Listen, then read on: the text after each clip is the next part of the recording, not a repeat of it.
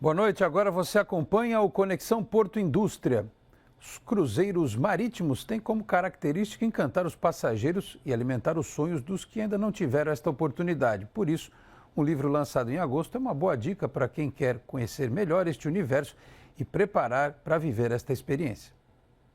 Memórias do DEC, do publicitário Francisco Ancona Lopes, é um compilado de boas histórias em alto mar e fatos importantes, muitos deles registrados no Porto de Santos. O lançamento foi na Società Italiana de Santos, que na ocasião estava comemorando acho que 128 anos e achou interessante lançar para que seus associados e amigos acompanhassem o lançamento desse livro, que tem a ver muito com Itália, né? Na medida em que boa parte dos fatos relatados no livro ocorreu e tem a ver com companhias marítimas italianas, né?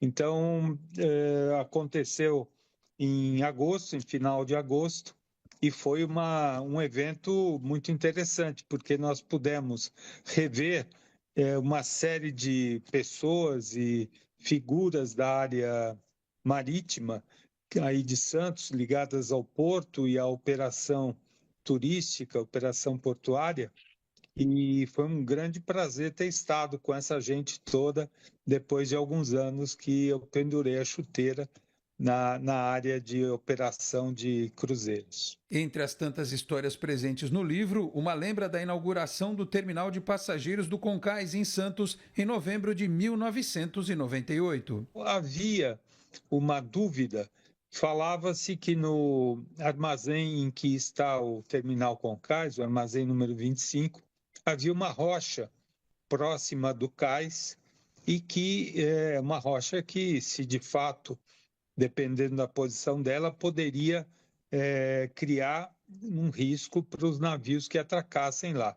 E aí houve, nos meses anteriores, uma série de polêmicas, porque havia quem condenasse a designação do Armazém 25 para operar navios de turismo. O que aconteceu?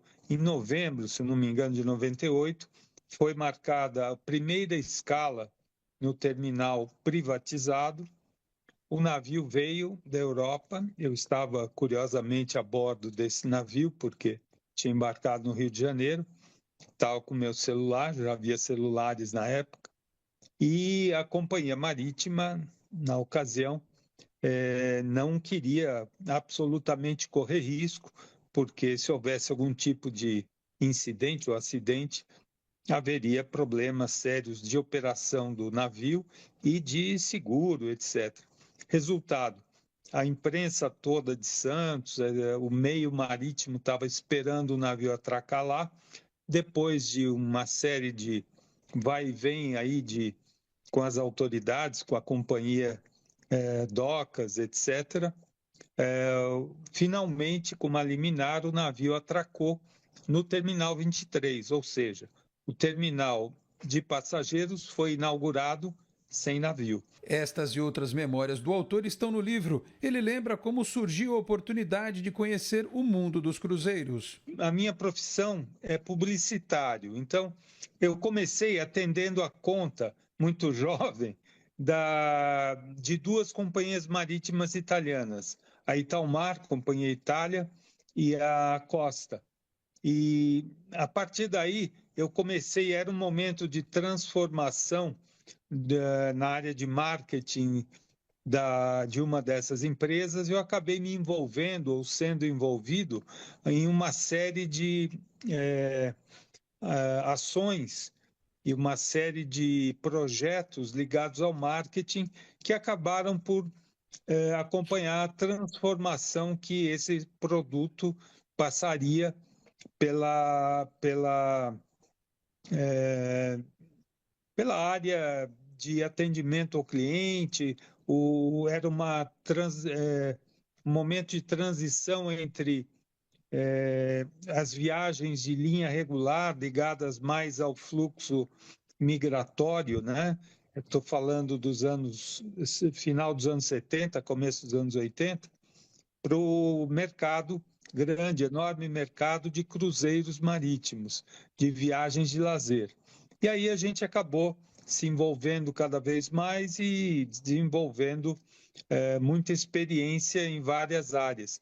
Isso resultou, depois de 40 anos, mais ou menos, de atuação nesse setor, na realização do Memórias do DEC, que é um livro de quase 500 páginas, mais de 900 fotos, e que tem muito a ver, inclusive, com Santos e com o mercado de Santos, o Porto de Santos, né?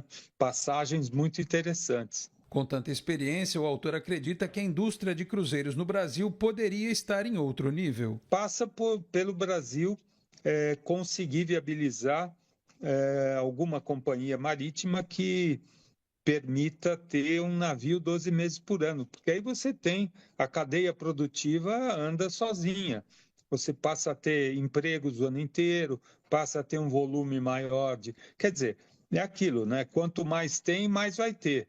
Nós já tivemos no Brasil, há uns 15 anos atrás, 20 navios na costa brasileira. Ok, eram navios menores do que os que estão escalando hoje os portos brasileiros. Mas 20 navios, 4, 5 companhias diferentes. Hoje nós temos 2 e apenas 5, 6 navios.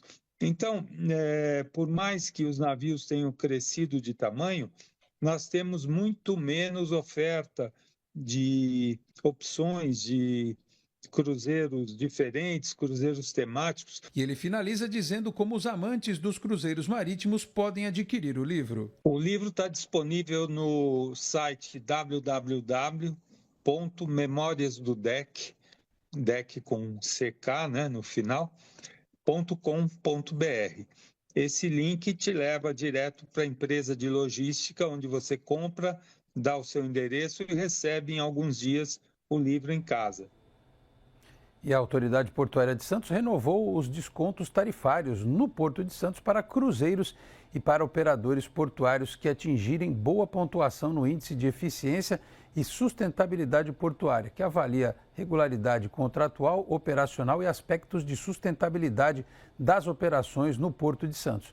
Portarias neste sentido foram publicadas no dia 8 de outubro.